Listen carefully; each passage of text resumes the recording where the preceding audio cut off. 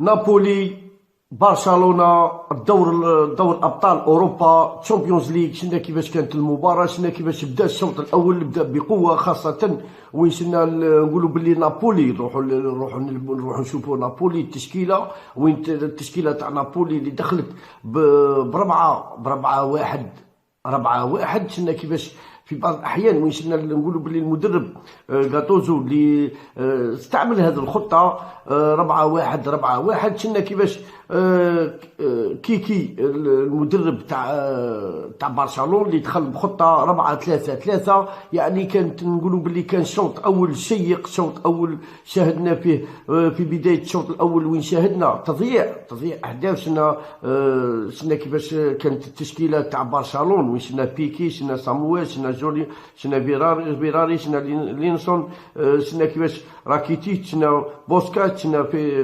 بارنيك، شفنا يعني غريزمان، شفنا ميسي، ارتور يعني نقولوا بلي كانت التشكيله تاع خاصة سواريز مبليسي. شفنا كيفاش كان نقولوا بلي كانت المحرك تاع برشلونة وهو ميسي. يعني رغم ان غريزمان وين ضيع في الشوط الاول ضيع هدف كان محقق. شفنا نقولوا بلي اليوم نابولي اللي شفنا ماريو، شفنا كيفاش نيكولا، شفنا مالويس، شفنا كيفاش دي لوي، شفنا كيفاش فابيان، ديغو، شفنا بويتر، يعني انيسيان، شفنا مارتينيز، شفنا خوسي من جانب نابولي. يعني نقولوا بلي كانت شفنا كيفاش نابولي وين كان شويه متخوف من المباراه، وين نقولوا بلي برشلونه وين رمى بكل ثقله، خاصه في الشوط الاول وين شنو نقولوا بلي نتكلموا على نسبه استحواذ 71% نسبه استحواذ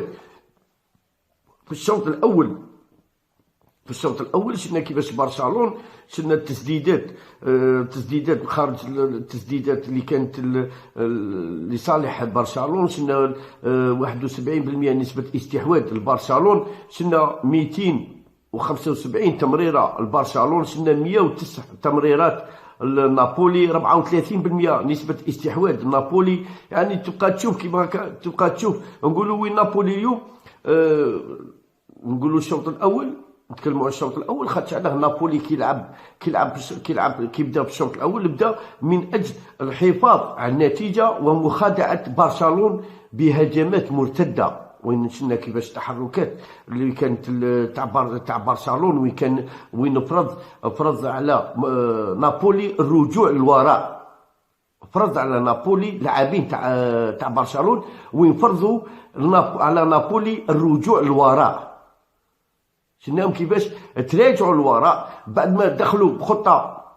شفناهم وين تراجعوا للوراء، شفناهم وين دخلوا بخطه 4-1 لعبوا. شفنا من 20 مينيت الغاديك وين شفناهم قعدوا يلعبوا ب4-4-2. يعني شفنا كيفاش الخطط كيفاش تاع المدربين كيفاش تغيرت. خطه تاع كيكي وين شفنا كيفاش كيكي دخل بالخطه 4-3-3 وين كانت ناجحه. وين شفنا كيفاش وين المهاجمين نقولوا راكيتيتش، شفنا كيفاش راكيتيتش، شفنا بوسكيت، شفنا فينراك اللي كانوا متحكمين في وسط الميدان. نقولوا كانوا متحكمين في وسط الميدان خاطر علاه شفنا الهجوم تاع ارتور، شفنا غريزمان، شفنا ميسي وين فرضوا على نابولي الرجوع للوراء واللعب الهجمات المعاكسه. ما كاش نابولي ما كاش حل اللعب 100%، قاعد في بعض الاحيان ولا يرجع. بصح ستيلا نقولوا بلي الدفاع تاع نابولي، شفنا ماريو، شفنا كيفاش نيكولا، شفنا كيفاش مانولوس. يعني وين نقولوا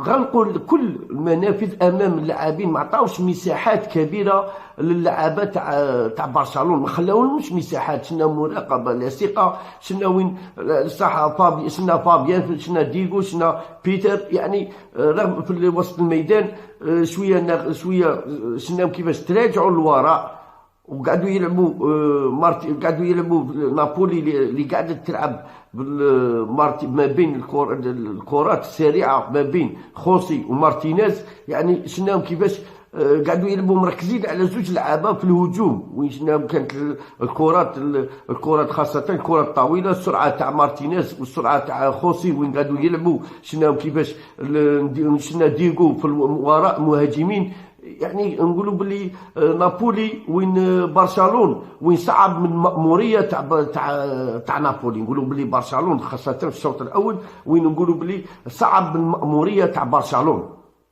على ذيك نقولوا باللي اليوم وين برشلونة شفنا ميسي كل اللعب كان، كل الهجمات، كل صناعة اللعب، صناعة كل شيء كان يمر على ميسي.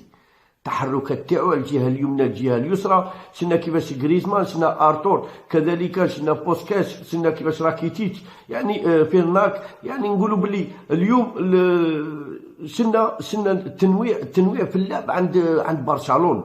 شفنا التنويع في اللعب.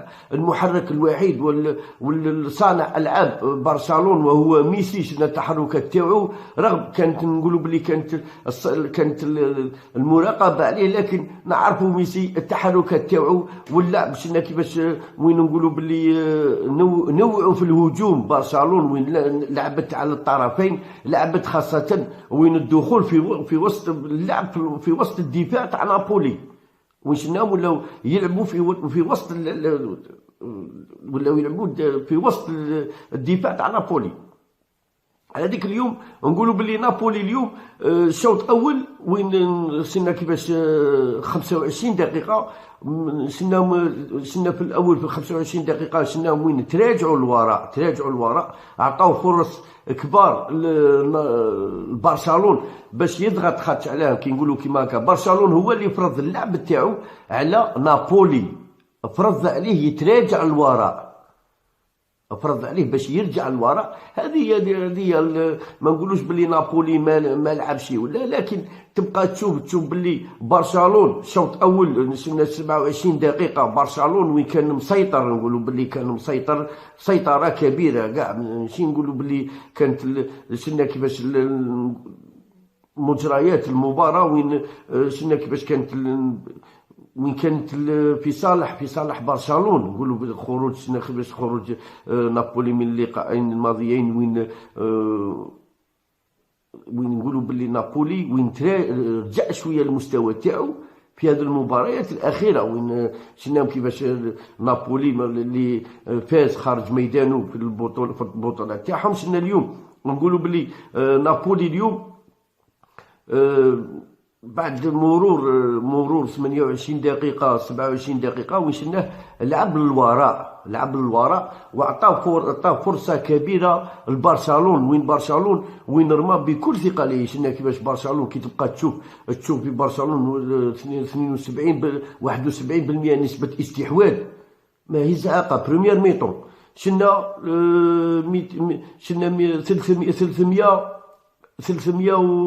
345 تمريره في الشوط الاول. شفنا كيفاش 144 تمريره نابولي، شفنا 32% نسبه استحواذ نابولي. هذا يدل على بان الريال برشلونة وين لعب بقوه. شفنا كيفاش وين شفنا تدقيق التمريرات وين شفنا كيفاش 91% 83% بالنسبه لنابولي. يعني في كل الارقام كاع الارقام والاحصائيات كانت في صالح، نقولوا باللي كانت في صالح برشلونة، كان في صالح برشلونة خاطر علاه برشلونة.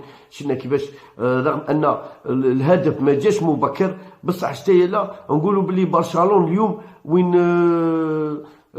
لعب بقوه، لعب من اجل الفوز، لعب من اجل تسجيل اهداف.